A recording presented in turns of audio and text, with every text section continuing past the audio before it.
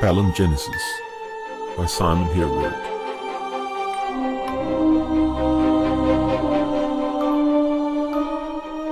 Book 3, Heart of the Sear.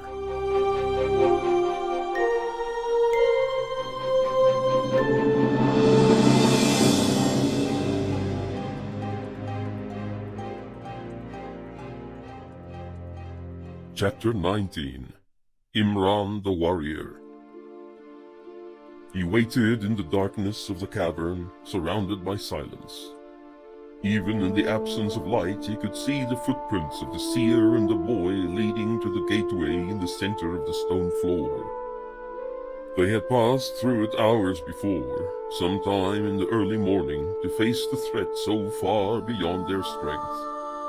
Carefully, almost fearfully, he whispered the command, drawing illumination from the crystals high in the walls. Amber light flowed down, bathing the crystallite ringlets of his circlet in fire. A warning, faint yet urgent, came to him as if in response to his stirring. His enemy had shed the mask and taken shape. He tightened the cinch on his girdle and pressed gnarled fingers into gauntlets. Apprehension touched him at last as he lifted the crested helm and donned it. It would not be long now. Sith appeared in the doorway with two others in tow. All three the Vaedran were armored from head to toe, but carried no weapons apart from long crystallite daggers at their belts. You called, my lord? Yes. The word echoed hoarsely in the cavern. Prepare yourselves. Sith bowed and motioned the others forward.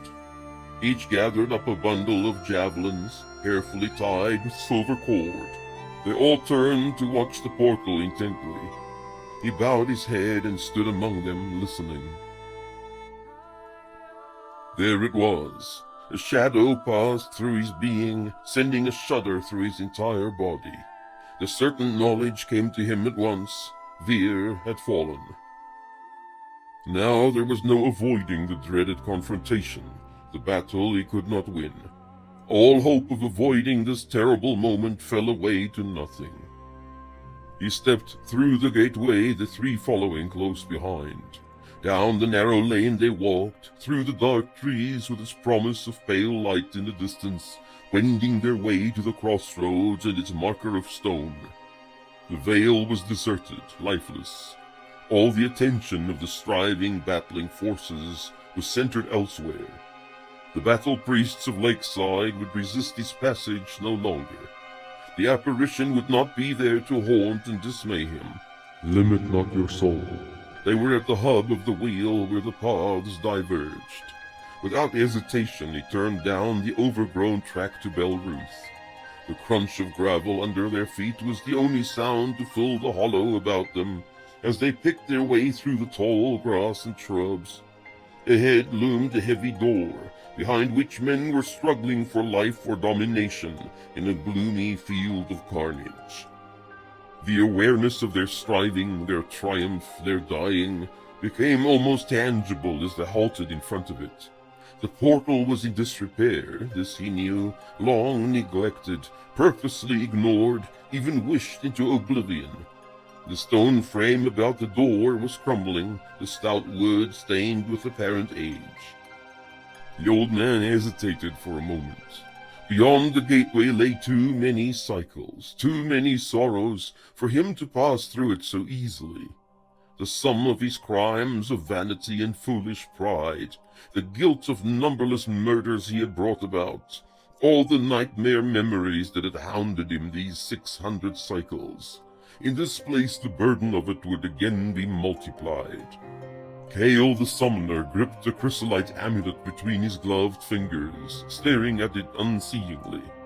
Other, younger hands would strike the blows this day, and yet he could no longer wait on the sidelines of the fray. This was his day of destiny, the day he paid his debt. Now he eased the crystal into place with eager fingers, and broken arch or not, stepped forth to breathe the Bel-Ruth air one last time. Silent, waiting forms stood among the shattered gray stones of the old city. A bearded captain, hardly reaching to his shoulder, turned grim eyes on him. There was an odd echo to Cale's voice as he addressed the veteran. "How fares the battle?" It goes ill for those who would stand against the shadow. Was this not expected? "What is the situation?" We have no exact intelligence. The Sear is fallen. Gilreth is making a final stand after being driven from the field. The Imrahn are fleeing before the tour host. Aaron is hard-pressed, but we have a watcher in the tower on the south wall. "Who is it?" The boy who came through with Lord Veer. "Gareth. He is in the watchtower." There was a quick nod. Cale turned his thought to find the boy. He was dismayed at the depth of the child's sorrow, his unchecked grief and mounting despair as soon as there was a reply. Lord Garth, hail! We are lost. Veer! "I know, child, but do not despair. It will only serve to undo your resolve. What is happening on the field? From here our observations are limited." There was a sudden surge of hope, like a warm flood of sunlight. Where are you? "By the portal behind the city." You are here to help them. I thought you said... "I know what I said, but some things are greater than our pride, or what we perceive as victory. Tell me of the situation, quickly." The beast remains in the center of the field for the moment. Lund and his band flee to the south. There is no pursuit. Aaron is fighting still, but falling back in defense, pressed towards the city wall. There was a pause. Then, I can make out little of Gilreth. There are flashes of fire from their blades still, so they have not been completely overrun. They are fighting on the rise to the east. What am I to do? "Stay where you are, and keep your head down. If things go ill, you must make your way back here to leave through the portal. You will have to be quick, since there will be only a few to defend it." As soon as he realized the implication of this thought, the boy protested. You were going to sacrifice yourself like Lord Veer. Have you seen this huge beast? I dare not even look upon it. "Do not fear the darkness, Gareth. Stand firm now, and waver not." Dale turned to the veteran captain and spoke in haste. "Stay here and keep 20 men to guard the portal. Under no circumstance are you to engage the enemy unless attacked.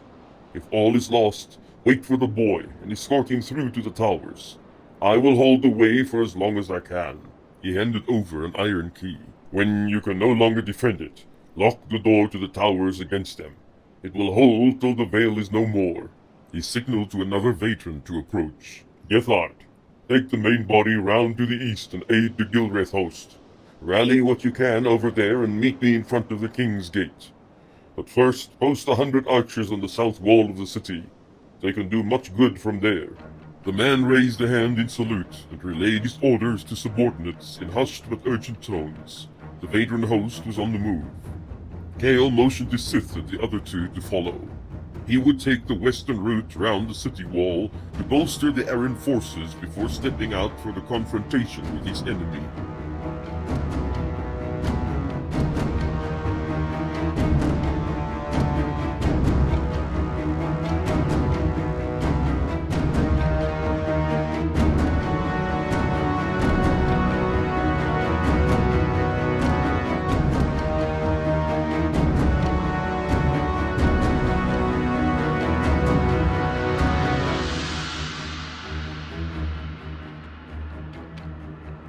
Ranald felt all the calculated assurance, all the hopeful speculation drained from his being. Flesh and blood could only achieve so much. In his wildest imaginings, he had not been able to guess at the immense power of the Shadow. He and his men could strive against larger numbers, twisted beasts and gigantic figures from the fevered places of the south. But such an abomination as now arose up before them was beyond anything they could ever subdue. His hand shook as he signed to a messenger to fetch the captains to him. There appeared to be a lull in the fighting, both forces being exhausted already, and all the eyes having but recently turned towards the final struggle of the winged man against such overwhelming opposition. No doubt the enemy, their morale boosted by the outcome of that contest, as well as the awe-inspiring transmutation of their monster, would soon renew their attack. Wayne was bloody and covered in grime, his surcoat torn and disheveled.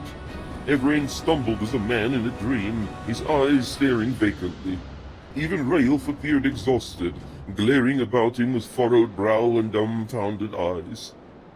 These were his captains, as dismayed by what they had witnessed as he was. The Viran appeared little better. Silent and brooding, their bright blades sheathed and silent.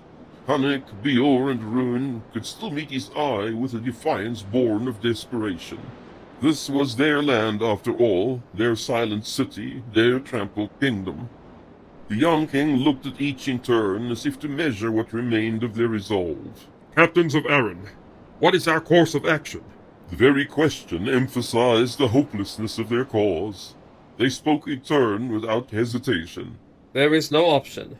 We have to fall back and save what we can of the host. Viran is lost. There are dark days ahead for Arran. We will need every man. He knew this was all true, that the counsel was sound.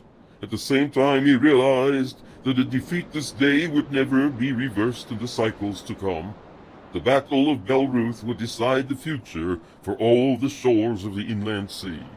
Ruin looked at the strong men, the proud warriors from across the sea, now stooping with bowed heads, shamed in defeat. There was no blame here. The chance of victory had always been very slim, if there had been any at all. It had been a gallant, unlooked-for, and heroic action on their part, crossing the pass to aid their enemies against the unknown might of the south.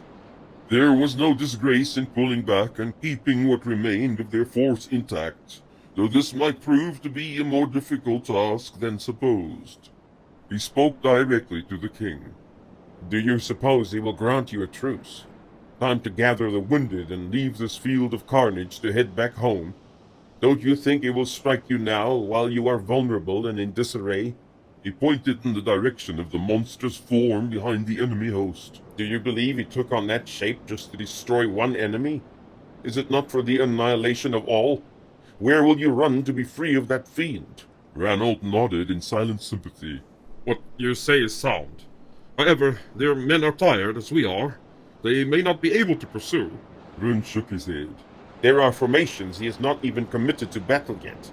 If you break here, you will lose the entire force. If we stand here, we will also lose the entire force, and our king with it, Ralph commented. True, replied Rune. That is why I suggest you leave us in command, pick fresh men as the bodyguard, and slip away immediately with all haste to Arran.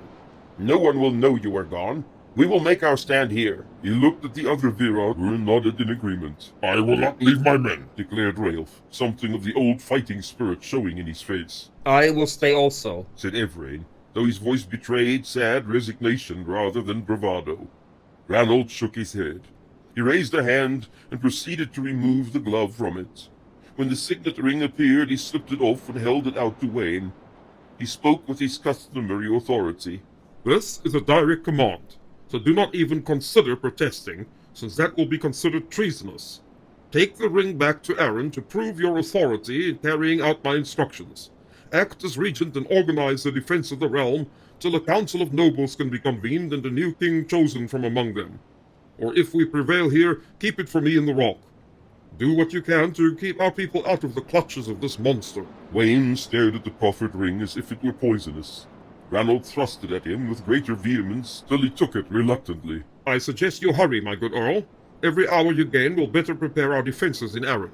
The tired man bowed, somewhat stunned, and retreated to carry out his commission. Ranald turned back to the silent men. Let us decide our final strategy.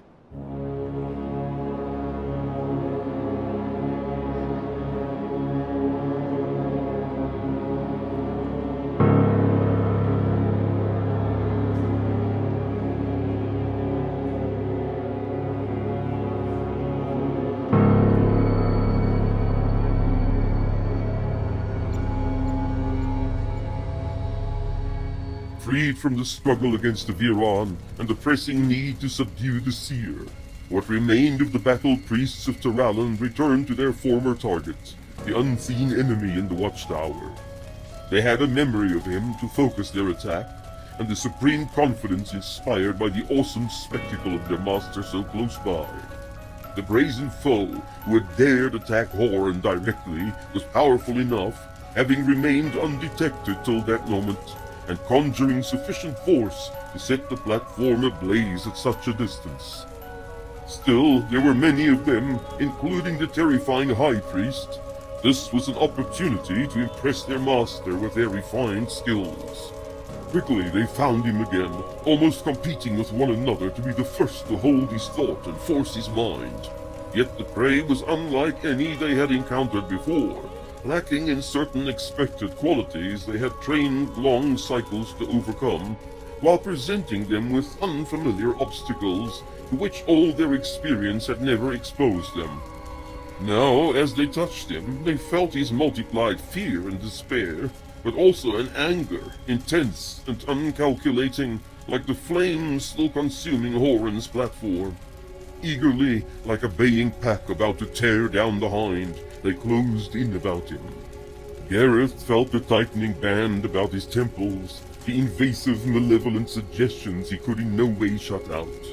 He saw again the dark figures in the portal veil. If only Kale had taught him. The dark void opened beneath him, and he gripped the railing giddily, though he was still seated on the floor. He knew instinctively not to allow himself to fall into that darkness, that there would be no returning from it, and that this was where the screeching crows wanted him to go.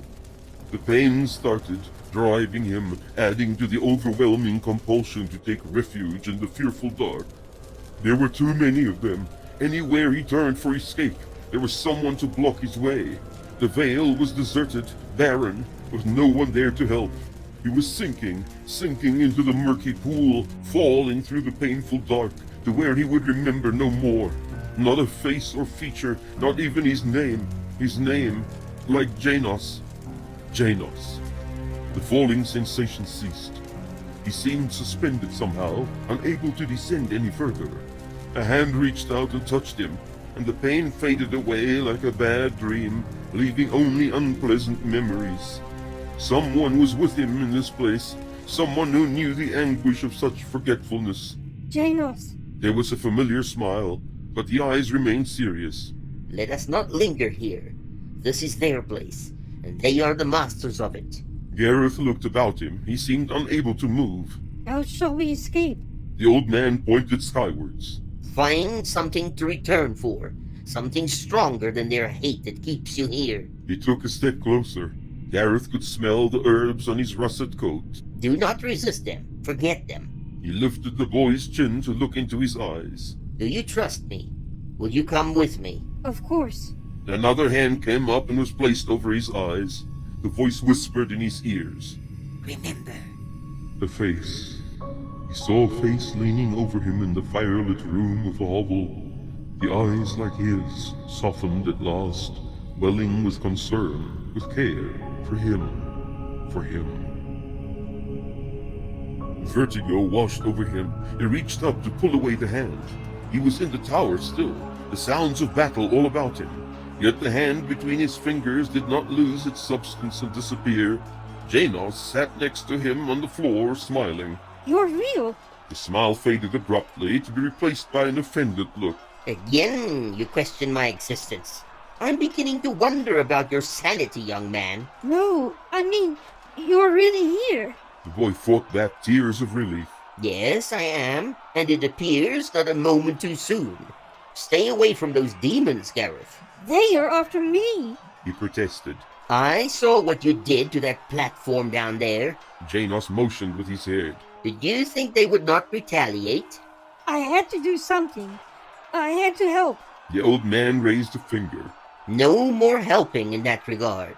You do not want to end up in that darkness. Even if they let you live, there would be nothing left of you. He winked suddenly, as if he was about to share a great secret.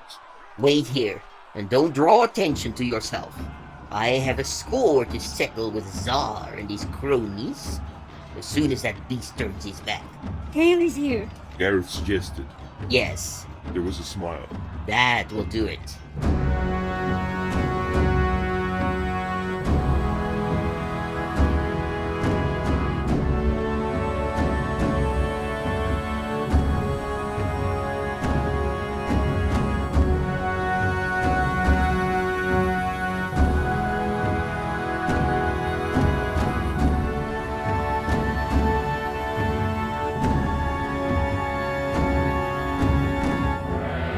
The Amul lines had reformed.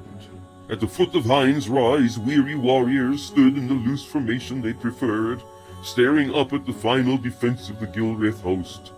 Hedukir was confident still, but cautious now that he had witnessed the intimidating power of his adversaries. He was also experienced enough to realize that the Viran retreat, though eventually chaotic, had been part of a scheme to lure his force, as well as the Loctii, to this prepared position. Now 2 of the great beasts had been brought low, and there were unknown numbers of Viran reinforcements among the trees. More than half his men were either killed or severely wounded by the enemy manipulations and fearsome weapons. Those who remained were no longer in prime condition. Yet he knew that the Viran with their heavier armor had fared even worse. The enemy's reliance on formation fighting meant that they were far less potent adversaries when forced into uncontrolled maneuvering such as the hasty retreat. They had paid a heavy price for their deception. He admired the daring of their plan, though, for the fruit it had borne. The Gilreth host was still not broken, and the beasts that had been sent to destroy it were no more. The men needed a quick breather before storming up the hill to end the contest. Garolain stood leaning against the boulder, watching his father organize the defensive line. Despite his efforts to aid the retreating soldiers, so many men had fallen that all the old formations were dissolved to form 3 new ones. Of the host that had set out from the slaughter of the swarm, barely 1,500 were still in fighting condition, and 700 of these were archers, mostly youths and boys who would not stand long in hand-to-hand combat. 23 men remained of the Blade Century.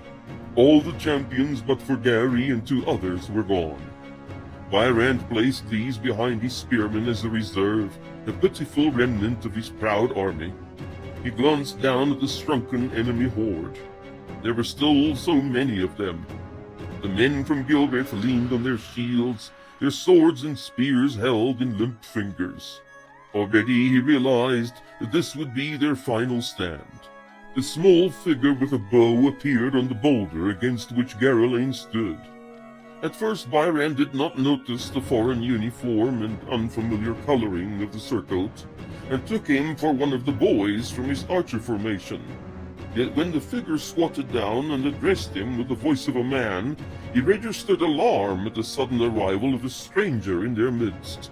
Count Byrand, I am Gethard of Argoth's Hand, commander of the Vadran host. Lord Kael has sent us to your aid. We are to break these barbarians hemming you in, and meet him in front of the king's gate as soon as convenient. The Count of Gilreth stared at his visitor dumbfounded. It took a few moments to recover from his astonishment. Garolain backed away from the boulder as if it had suddenly caught fire. He hurried over to stand next to his father as the latter struggled to formulate a reply. The King's Gate. Yes. Lord Kael. He's here then. I see. What forces have you available to aid us?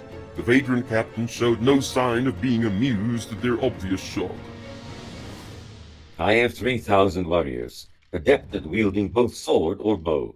Therefore, if I may suggest, it would be expedient to allow the enemy to come at us up the hill, since we could injure them grievously from among the trees, and then break them by charging down upon their disrupted ranks. The 2 Viran nodded dumbly. Yes, they seemed to say, that would be a proper scheme for the position in which they found themselves. The captain continued. I will split my force in half and take charge of your flanks. This will allow you to pull in your spears and bows to the center. It seems to me that the rough usage of this morning's action has taken its toll. Your men are fatigued. Mine are fresh. Again there was an assenting nod, and finally Garelane was freed of the need to step forward and touch the apparition to ascertain whether this was merely a vision inspired by battle fatigue or not. Still, he stole a disbelieving glimpse at his father, who managed to reply, "Gethard of the Hand, we are surprised and pleased by your offer." "Indeed we are. Please, take up position wherever you see fit."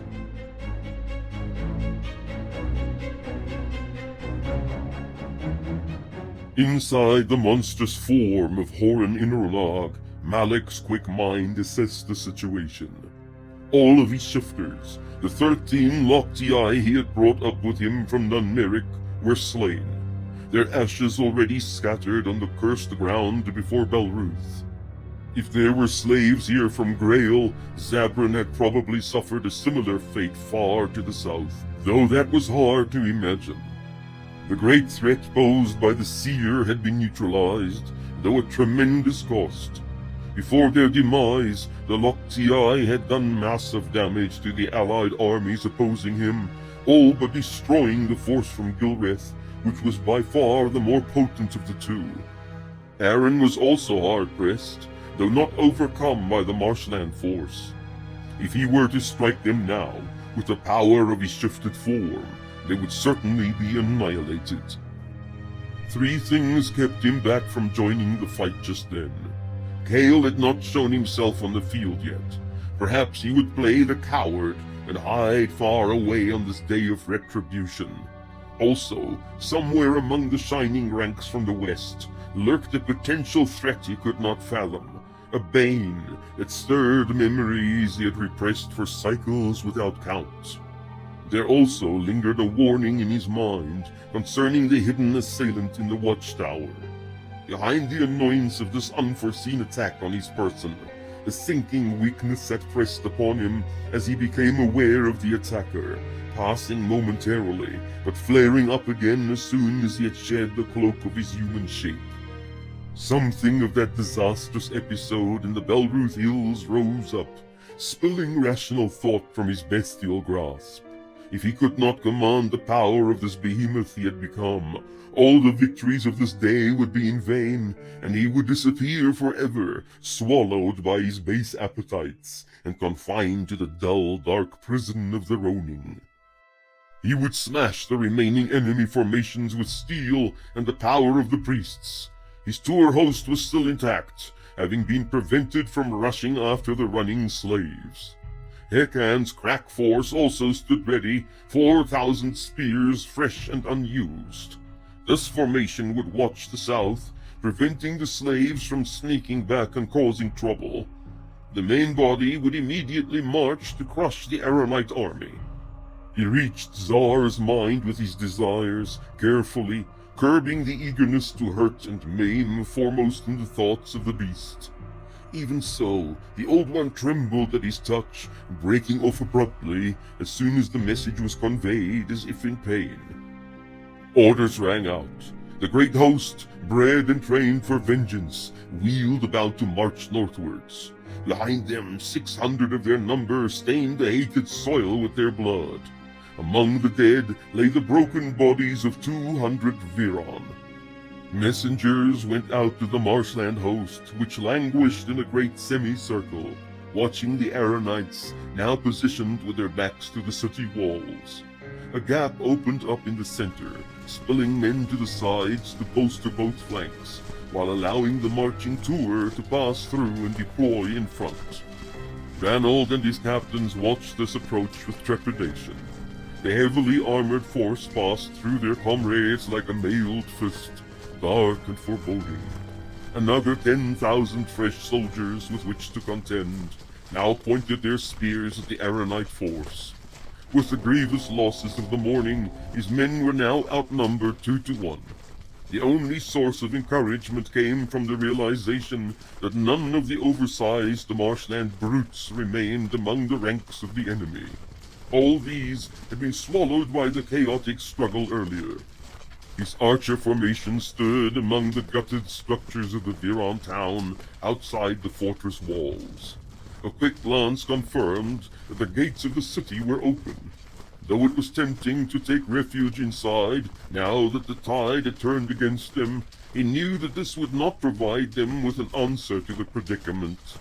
Once they entered those walls, there would be no coming out alive, no possibility of escape to the west, perhaps as a last resort. Rune remained with the Aeronite left wing under Captain Railf. They were deployed directly in front of the King's Gate, straddling the road leading southwards to Tew. The entire Imrathian force, with Hunnic and Beor, were concealed behind them among the ruins. Out on the right flank, now led by Imrahn, all the men from Karis and Lundvir had been deployed in the open, giving the impression that this wing was now much stronger than the left, though it had been mauled so badly by the Lochti. This hidden army would be used to slice through the marshland right, demoralized since their losing struggle against Railf's men, and attack the enemy center from that direction.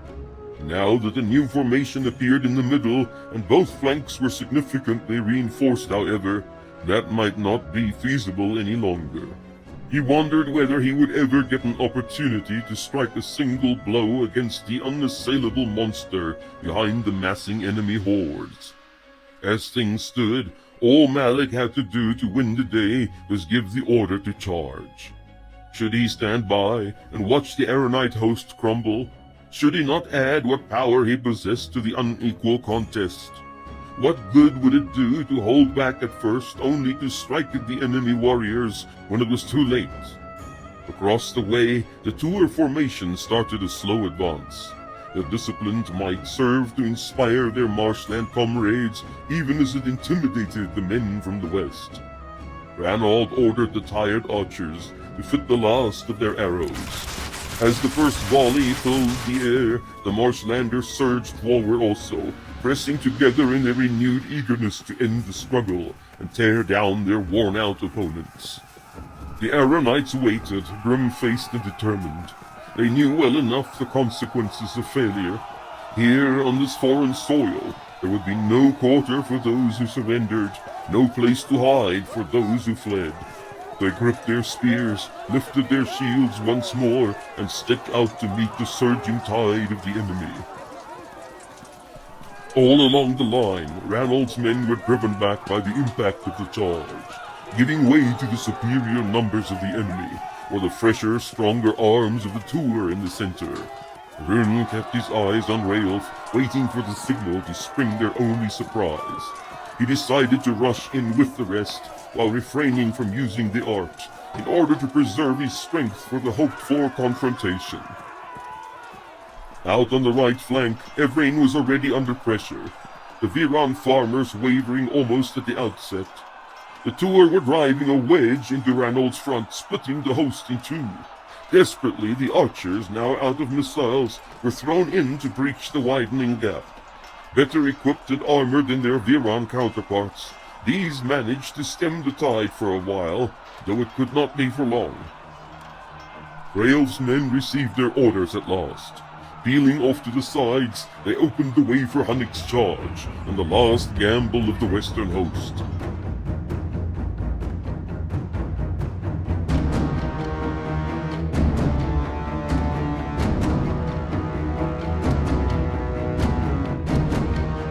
Half a mile south of Hekan's new defensive line, Brithael peered out from among the cover of trees in a patch of woodland between two fields. Despite their hasty retreat at the sight of Horan's shifting, the Viran had soon rallied, especially when they realized there was no pursuit from the Dark Hunters and their master. Besides, there was no place for them to flee, nowhere in all this land where they could take shelter and be safe even for a day. Lund took stock of their situation. Facing the abomination that dwarfed even Zabran's massive bulk was simply suicidal. Even without the presence of the monster, his band had barely held their own against the Tuor, who would certainly overwhelm them in time. Already a sixth part of his force had succumbed to the relentless blows of the taller, stronger hunters. He was immensely relieved to see the dark formation form up again and march northwards. The great Tuor had decided that these slaves did not warrant the attention of his elite force. The pale ones would be thrown into action against the thinning lines of Aaron. Lund realized that this would prove too much for the Westerners to withstand. Their victory against the marshland host by itself was in doubt after the attacks from before. To the east, there was no sign of the Gilreth army, only a massing of enemy warriors at the foot of an incline in the distance. The hour of defeat had arrived. He looked about him at the concerned faces. Some covered or smeared with dirt and blood, the boys from the Dankwood had lost their confidence and faith in victory. No one could stand against the massive dragon dominating the field to the north, not even their great champion who had vanquished such powerful adversaries in the past. If they were going to make a further contribution, the hour had arrived. A new formation had moved into position to take the place of the departing tour. There were far fewer warriors blocking the road, less than half of what they had faced before, and these replacements were not as imposing as the hunters. More importantly, the grey-cloaked priests would certainly join the main attack against Aaron and would no longer be a hindrance to their approach. He turned to Brithale. The hunters believe we will not return. We must strike while they are engaged to the north. Brith looked back at the Viran crowding in behind him. We have lost many men. Those that remain are tired and afraid. Lund stared back at him. They are afraid only because they think there is a way to survive this battle. He stepped out into the open and walked away from them to the edge of the road. He lifted the blade high and slowly pointed it in the direction of the enemy line. His voice rose above the faraway din of battle. Slaves of Grail, remember where you came from. Remember the crypts, the yards of torture and slow death. Remember the pits and the endless forest. Remember your fear and anger and pain. Remember the fallen, the lash, the edge of the sword, the chains and the shame. Think on the wonders you have seen, the destroyer overcome, the hunters falling under your blades. Would you return to work their fields, to provide their vile sport, to feed their twisted appetites? If you can forget all these things, if your fear is greater than your thirst for freedom, return to the pass, leave now, and try to find the towers again. Perhaps you will live long enough to tell them of what you have seen here today. I will not forget. Not one blow that was struck, not one life that was destroyed. I cannot live while the beast breathes. This day he stands within our reach. There are thousands striving with us. If you will be free forever, come stand with them. He lowered the blade and turned away to face the enemy, not looking back to see if any would follow. There was little hesitation among the black surcoated scouts. All that remained stepped out to take up their position behind their champion. Brith looked at the other faces, fearful, doubting, uncertain. Many were looking directly at him, as if they were seeking some sign or inspiration. For a moment he felt the weight of their decision resting upon him. Did it really matter to them what he would do? He suddenly realized the difference between him and Lund. He was not a warrior by nature, someone given to sacrifice and great deeds of bravery. Most of these youths were like him, looking to others to do the exploits. Instinctively they realized that he was one of them, as hesitating, as daunted. If he would go, perhaps they would also. He gripped the blade between trembling fingers and marched out onto the road, noticing immediately the rustling of undergrowth against clothing and shields as the host formed up behind him. Lund would not be alone with his little band of death-defying paladins. There were almost 50 blades remaining among the Viran, greatly varying in potency, and not all protected by septalia, yet an advantage that made up for their lack of numbers or experience. All of these now came to take their position with the band of scouts in the center. Lund took his shield from Brennick and lifted it into position. The leather-covered grip inside it was stained by many hands that had held it before. Though he did not doubt the protection of his Viran armor, there were many without it that he might cover during the approach. Only when in reach of the enemy would he discard it. The line formed up again, spreading out on both sides of the road. 200 smaller figures held back with their bows in hand to follow a few paces behind the advance. The slave army was on the move again. Rune stayed close behind Hanek, watching in awe as the Viran blade struck down enemies with power, sometimes 2 or 3 at a time, all the while realizing that this experienced warrior was holding back on each blow. The Imrathians pressed forward forcefully, filling the gaps the Viran created with speed and aggression. They were relatively fresh compared to the Aaronites, since they had only engaged the beasts from a distance. The Marshlanders seemed ready to break and gave way rapidly. Already the impact of the sudden attack had halted the enemy onslaught against Raelf's wing, and the Marshland cohorts were in danger of being split in two. In contrast, Evrain's men were engaged in desperate fighting among the broken structures of the town, while Ranald's line was already breached in several places by the Tuor. Oren watched the Imrathians advance with annoyance. These were Kael's pathetic forces that had escaped annihilation on the Witch Isle. Where was their master? Was this all the contribution he meant to make in the hour of decision? The black surcoats broke through, scattering the small reserve and threatening the rear of the Tuor formation. The Aaronite left pressed in behind them, making it impossible for the Marshlanders to reform and consolidate. He needed more men to halt this assault. Quickly he glanced towards the south, where Hikan's men were watching the road. A force was approaching up the road again. Already the arrows from the desert bows arched towards them. No help could be summoned from that quarter. Hedukir and the Amul were too far away to be of use. There was nothing to do but enter the struggle himself. Amik saw the beast lurch forward in their direction. He shouted a warning to the ones behind, and turned inwards to mingle with the enemy warriors trapped between their onslaught and Raelf's advancing men. Rune gripped his blade in anticipation. With the great beast finally descending on them, there might be an opportunity to reach it. Fire streamed out from the open mouth, consuming everything in its path. Imrathians crouching behind their shields, Marshlanders running for their lives, Aaronites who had only seen this frightful deluge from a distance. Rune felt the boiling heat of it mere yards away. He could only look on as the beast took to the air, floating back to where it had come from. How was he to get close enough to strike? Perhaps 100 men from both sides had perished in the fiery flood. The advance was temporarily halted. Evrain knew the battle was lost. He supposed reinforcements from the cities of Iran were not soldiers for the most part, and their feeble efforts made little impact on the advancing horde. Wayne's men were disheartened and fatigued, hardly able to stand.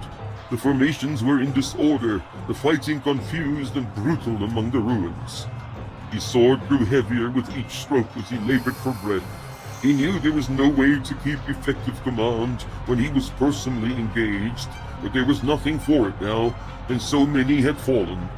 3 enemies closed in on him, and he found himself alone except for a trumpeter already nursing a wound in his shoulder. The blows came too quick to parry, long spears reaching for him. He twisted his body to avoid the tongues of steel, and felt them glancing off the armor over his chest and ribs. The sword escaped his numbed fingers, dropping into the eager dirt at his feet. Here was the moment of his death finally arrived. A blazing light sped past him, on the edge of his vision, and the clap of thunder set his ears ringing.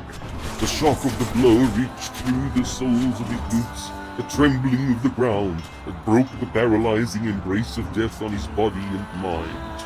The spears fell from senseless fingers, and he stared at the armored bodies riddled with shafts falling away from him.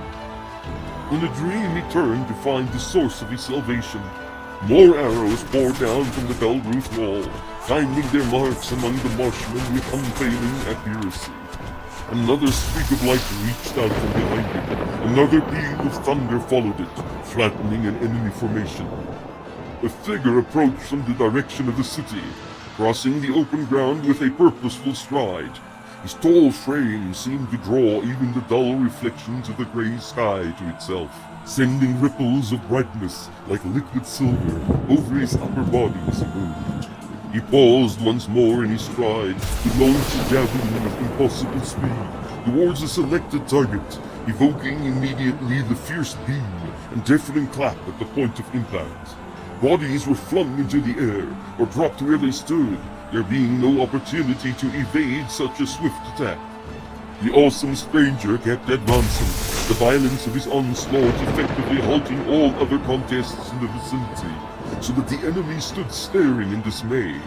Neither did the astonished Aaronites and Imrahn make use of the opportunity to engage their stunned opponents. The figure marched right past him, close enough for the captain from Kiel to make out his features. Here was another surprise. The face under the crested helm was strikingly similar to the old man who had claimed the name and shameful legacy of Kael the Summoner. The Marchlanders, having overcome their surprise, now made an effort to halt this lone warrior causing such havoc. They closed in from all sides, determined to allow him no time to deal death with the terrible missiles at his command. They moved with speed, shouting their wild war cries and waving the assortment of weapons from the savage lands that had given them birth. Imrahn searched frantically for his sword, hidden from view by one of the bodies of his fallen assailants. He found the hilt and gripped it tightly, looking up at the same time. Already the enemies were upon Lord Kael. It was too late to aid him. The summoner had drawn his sword. His movements seemed effortless and light, a mere demonstration of the art of combat, while his pace never faltered or slackened, a walk through the fields of spear and sword, cudgel and spiked mace. Everywhere he reached, the enemy fell away like dry stalks before the driving wind. The touch of his blade was death, the sweep of his arm a scythe of irresistible force. The men from Aaron and Imrahn looked on in awed silence at first. Soon enough, whispers started among them, increasing in volume, till at last the very air shook with a mighty shout. Imrahn! Imran's day has come! In his heart, Imrahn knew that this was true, even while his reason Imrahn! disputed it, and he found himself shouting with the rest. The marshmen retreated, backing away in dismay and fear, leaving a wide ring of open ground about Kael that none dared enter. Only now did Imrahn notice the small cloaked figures behind the old man. One of these stepped forward to hand him another javelin. At this sight, the bunched enemy warriors broke and ran.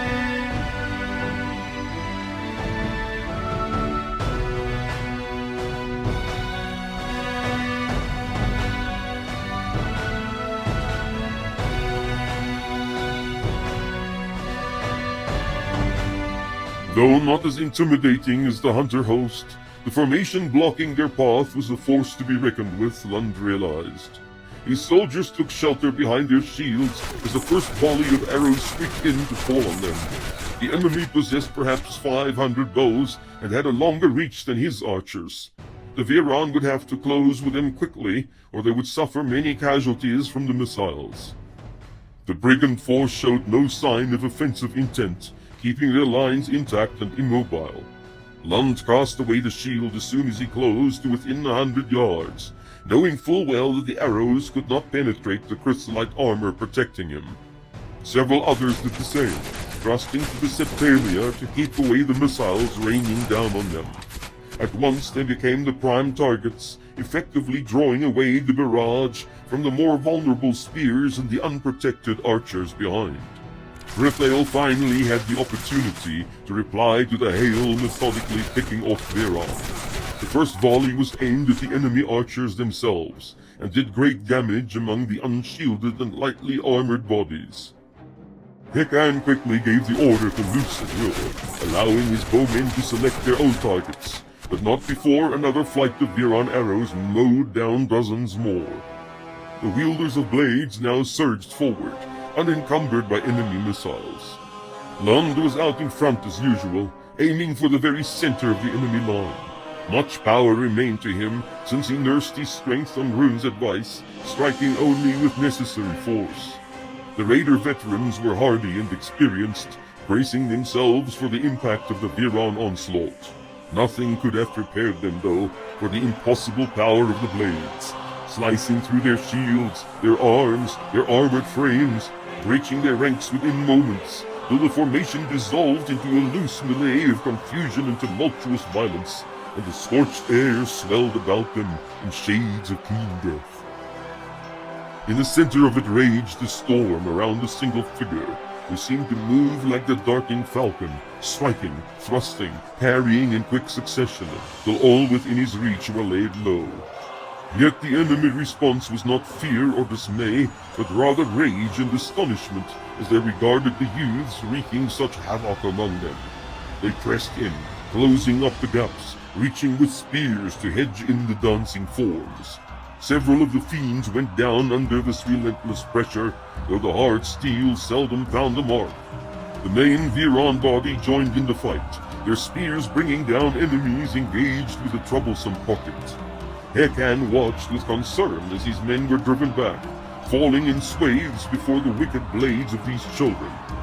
Yet his force was 4 times the size of the Imrahn band, his men powerful and confident. Both wings of the raider army advanced, easily outflanking the enemy spears and closing in to surround them. Brithael saw the waves of enemy warriors swirl about the little island of Imrahn in the middle. He knew there was no way for the young archers with him to break through the encirclement. All he could do was to pour the remaining arrows into the enemy ranks and pray for any other outcome but what his reason declared already.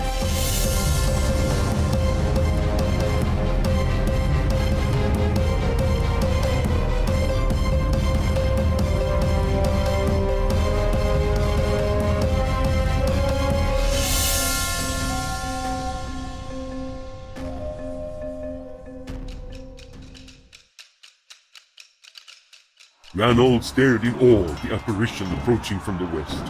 All fighting seemed to cease in his vicinity as a cloak of fear fell on all about him. Power streaked out from his hand, the Pearson vanquished all who opposed him. No one even came close enough to strike a blow against him. Already activity on Ephraim's wing had ceased, and the deafening cheers from the Westerners rose above the clamor of battle or the rage-filled bellowing of the great beast. Even the mighty Tor pulled back, dismayed and uncertain, recoiling from this display of mastery and unfathomable force. The corridor opened up through which the figure marched with steady pace, wending his way through the enemy host, almost unopposed now, aiming straight for the monstrous shape of the shadow. Imrahn rose up to his full height, regarding the small frame of the warrior with disdain. His thoughts lashed out at the arch-enemy, the hated substance of his rival for the control of all living things. Hail, your pretense is overthrown. Witness what true power is, when one can rise above the endless groveling before masters and break the bonds of subservience. You consider yourself a mighty warrior, but you are a servant and a thrall. Hold their childish rules as law. I make my own destiny. The warrior halted at last, hesitating. In his hand rested a javelin, poised and ready, yet he remained motionless for long moments, staring up at the armored behemoth confronting him. Thus then was the warped power of the Lord of Deceit and Shadows. At last he saw the full extent of his folly. Now that the moment had come, all his awesome power was locked behind the old man veil, a feeble, mocking shadow of what he had been before. And facing his weakest form stood the twisted, horrible new power of his enemy. The monster moved with a swiftness that belied its huge bulk. Orin knew better than to assail this champion with fire alone.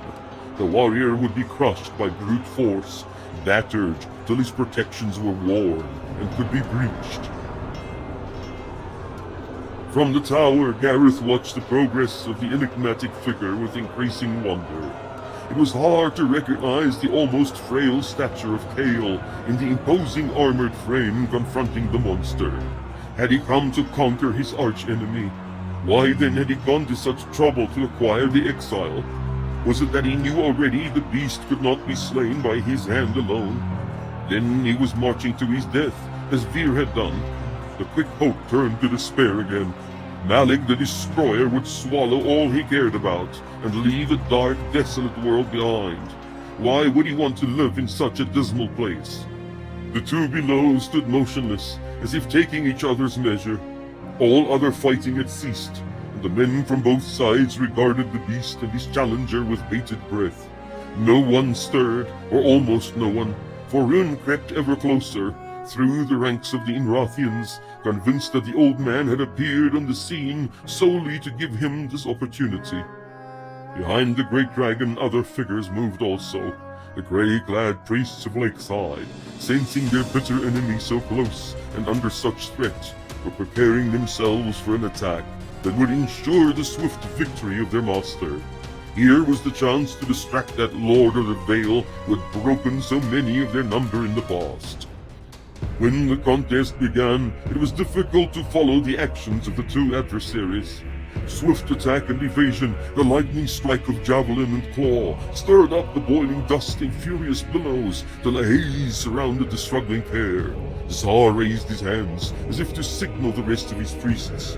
Gareth watched them, half afraid, and picked one of the ordinary arrows off the floor. They were probably out of range. A spasm warped the grey cloaks, as if the air around them suddenly contracted. Several doubled over immediately, dropping to the ground to move no more. Sear whirled about in consternation, staring up at the tower at once. Gareth could feel his anger, now mixed with fear, reaching out. The air convulsed again. Sear and those who stood with him toppled over, their lifeless limbs trembling in the dust. He stared in wonder. At the edge of the swirling circle appeared fleetingly a familiar figure, Janos of Lavinium. The score had been settled. A great roar of pain and rage arose up from the dueling pair. A javelin had found its mark. The warrior that was Kale had drawn his sword, but he was slower now, limping from a raking blow that had crushed his free arm. Gareth felt the resignation, the prelude of defeat, emanating from the stumbling figure. No, it could not be. The grief rose up in him again, closing up his throat. The beast bellowed once more, as much in pain as in triumph, as it witnessed the opponent's sword draw the last of his strength from his aged frame. The powerful blow that followed pierced its heavy scale and thick hide to draw blood, but Kale could no longer muster sufficient force to repeat such attacks. He lurched forward on his feet, was caught by a heavy blow, and fell headlong. Oren raised himself up and drew in the breath that would consume his fallen enemy. At once he became aware of a threat, a figure on the edge of the staring mass of soldiers, stepping out with his blade held aloft. He knew without turning his head who it was, what blade it was, what hour had finally arrived. Rune walked under the dark sky, unaware of the multitudes about him, the swirling threat of an oncoming storm, the scorched and blood-stained ground beneath his feet. There were others present now, crowding in from long-forgotten places, lines of faces in the murk, all the way to the beginning and beyond, in worlds unknown and strange, to the battlefields of Imrahn and fierce contests, great deeds performed outside the borders of Myril. In his hand, the blade was alive and pulsing with burning retribution, and now he was its willing servant. The beast moved with the incredible swiftness and ferocious power he had already witnessed. Even though he knew what it would do, understood the angle of its attack, there was no way to avoid the blow and strike at the same time. Some whispered warning made him hold back a fraction as he swung the blade, to speed the searing force towards the target. A moment later, the world exploded about him, even as he threw himself to the side, away from the sweeping tail. The violence of the blow forced the air from his lungs in a painful rush, and the horror of that unnatural creature, the shuddering dread of its touch, threatened to overthrow his rational thought. The abyss yawned beneath him, and fear, unnamed and unfettered, surged through his members. There was blood in his mouth, strangely bitter, and he could not make sense of the sights and sounds about him. He was on his knees, though he remembered not how, and a piercing wave of pain coursed through his side. For a moment he could do nothing but stare in puzzlement at the blazing string of symbols now decorating the length of his blade. A few feet away sprawled the motionless form of the warrior Imrahn, Kael the summoner, his eyes open and staring at nothing. There was shouting in the distance, the renewed clamor of war. He raised his eyes with an effort. The beast towered over them in triumph, its massive frame apparently untouched by the potent strikes of its assailants. Rune felt the assurance of victory, the blind faith of before, slip away. His limbs grew heavy with despair. I failed you, he whispered to the lifeless body.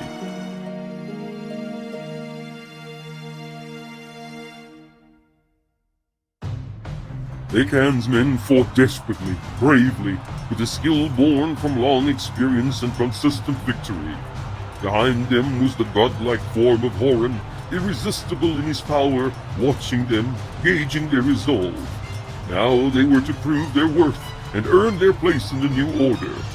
Their numbers quickly threatened to overwhelm the Viran attackers, who lacked the strength and ability of regular soldiers. Lund realized soon enough that they were outmatched. There were simply too many enemies to strike down, and these were not men to break and run so easily, allowing him a cheap victory. It seemed he would not be able to strike a blow against the monstrous shadow that had enslaved and robbed his people for so many cycles. He would leave the retribution to the blades of others. Now, at last, he would give himself over to the madness of the battle without reserve. Raphael could lead the remnant to safety when he fell. The enemy commander stood at a safe distance among his remaining archers, directing the action from behind. This would be his target. A prayer, at once request and command, escaped his unconscious mind.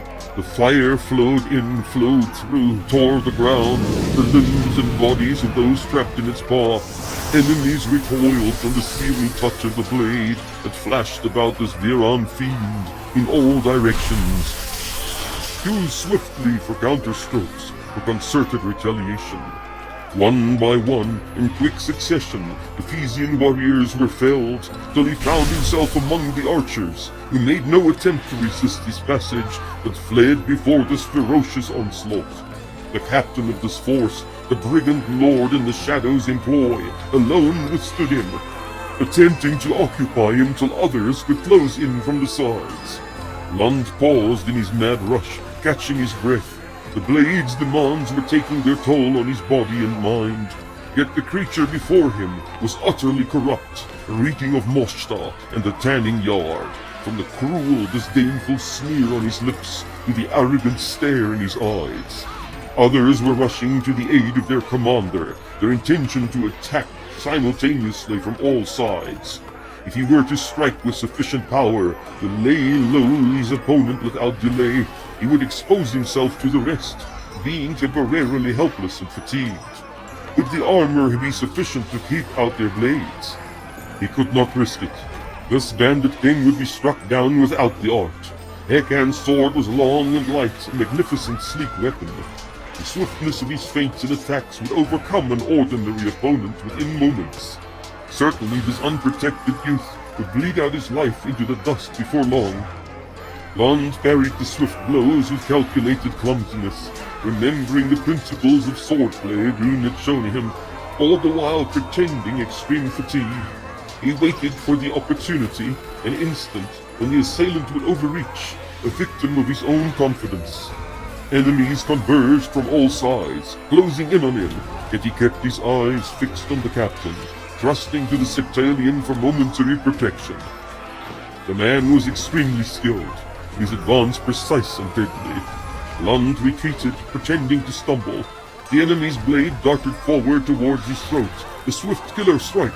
He fended it off with his free hand, leaning to the side, and thrust the blade into the other's body, piercing through the fine armor to find the heart. Akan crumpled down instantly, the expression of haughty aggression giving way to surprise and fear. He was dead before his body hit the dirt. Lund whirled about to face the onrushing warriors. At the sight of their lord's swift demise, they hesitated momentarily, then launched themselves at him with angry shouts. The retreating archers were now behind him, fitting arrows to their bows once more. He lifted his blade, stained with the blood of the bandit lord, with a tired arm, and found his mouth set in that smile he first discovered among the cotton trees in the farm clearing. He cut down 2, 3, his arm moving mechanically now, his mind already submerged in the slow delirium of the battle.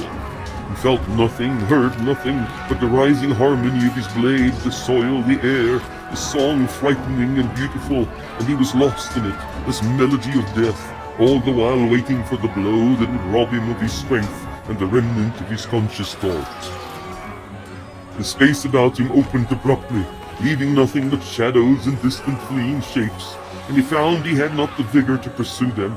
He halted, lowering the blade onto his shoulder, and stood amidst the dead and dying, staring out over the field with unseeing eyes.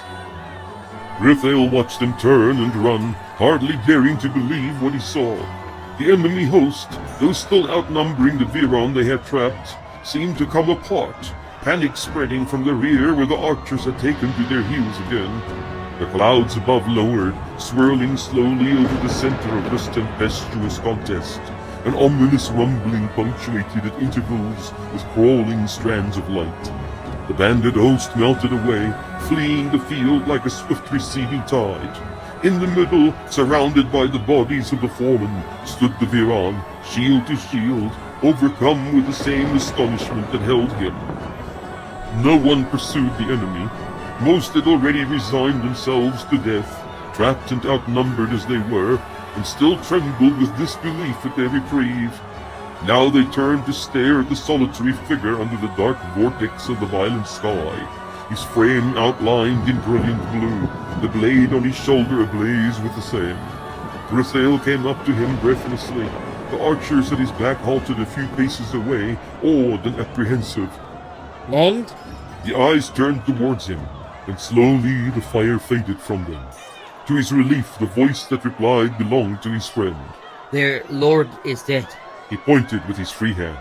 They have not the heart to continue the fight. Griff knew that that was only half true. The awesome spectacle of this Viron champion, robed in power, had drained the resolve from the brigands in equal measure.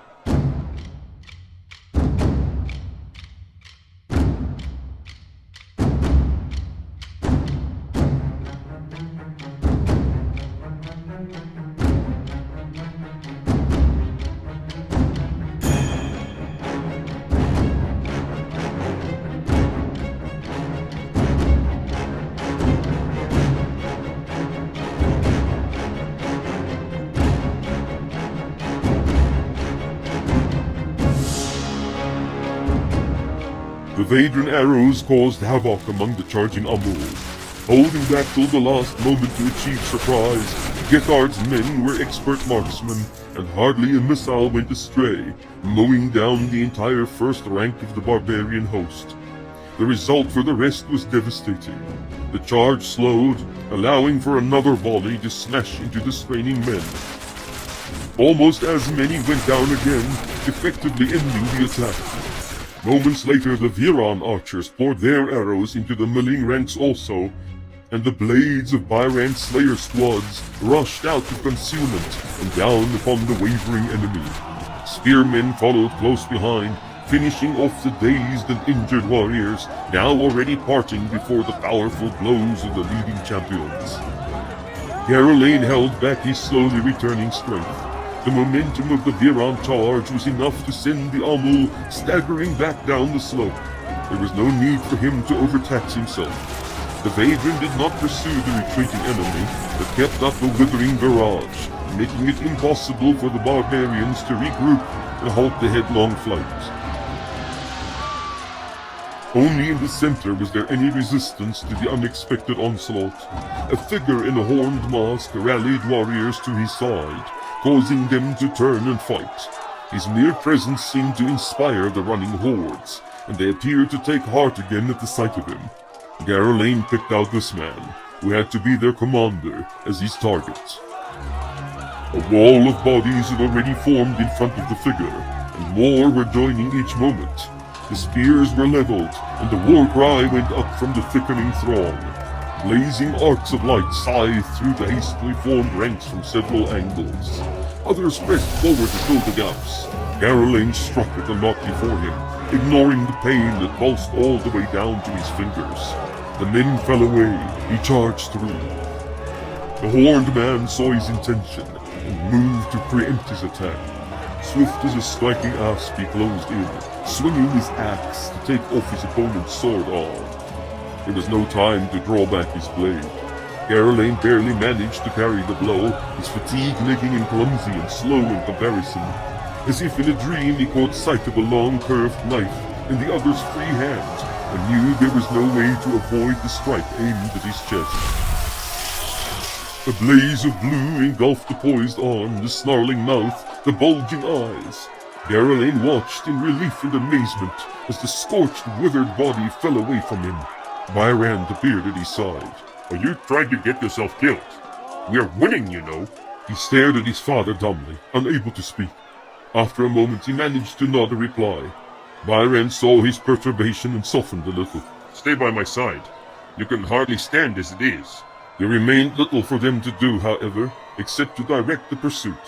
With the fall of their commander, the Amul broke once more and fled the field, this time without any sign of rallying. The Vaedran now surged forward in their wake also, keeping up the pressure. Gethard found the pair still standing over the body of the horned figure. Onward, to the King's Gate. Far below him on the ground knelt the threat.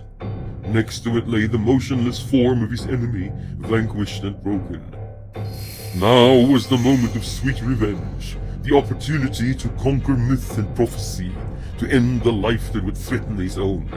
Oren fought through the red billows of confusing pain. The wounded warrior possessed the blade, the one he had hidden in the darkness, so far below the surface that none ought ever to have discovered it again. The duel with Imrahn had hurt him, torn through his armor in several places, but none of those blows had touched the essence of his being as the single burning strike from the kneeling man. He raised up, the red mist blinding him, and prepared for the death blow. Now he hesitated, suddenly and intensely aware of the hordes of men so close by, so many pulsing lives he hated. His rational thought fled, drowned in a flood of boiling rage. Oren Imrahn forgot his name, his purpose, his careful scheme. The beast poured forth a storm of fire that engulfed the silent ranks closest to it, sending men scattering for safety.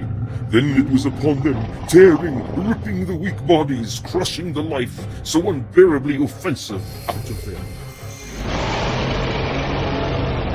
It cared not who they were, whether ally or enemy, for all living things invited its rage. Again, it hesitated, the flicker of memory gaining a hold.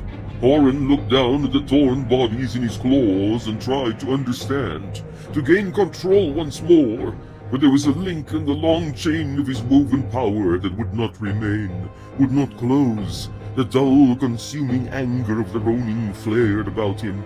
He saw the tree, felt the poison from consuming that sick boy in the Belruth Hills, like a paralyzing draught take hold.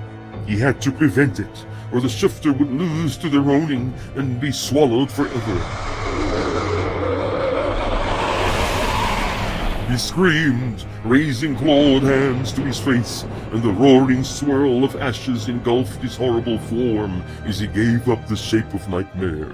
Malik Yulian cowered in the midst of the turmoil, clutching his side where blood seeped through the black armor.